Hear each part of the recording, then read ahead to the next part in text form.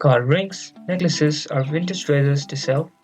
Here's how to sell your jewelry on eBay using the eBay website. Let's get right into the video. First, sign in to eBay account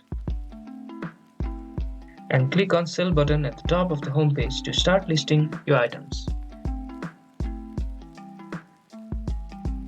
In the Create a Listing field, type description of your item, like 14K gold painted necklace. eBay will generate category suggestions to get you started. Select the most relevant category for jewelry. Accuracy matters. Buyers are often looking for very specific types and certifications. Take clean close-up photos showing all angles. Make sure to highlight any stamps, marks, or brand tags. Natural lighting works the best.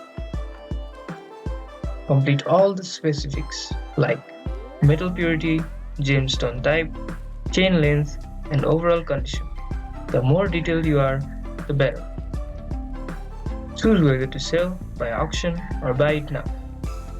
Sell a fair price based on similar sold items, then select a secure shipping method with tracking. And just like that, your jewelry is ready to shine on eBay. Stay tuned for more tips on selling smarter and reaching more buyers. Thank you guys for watching.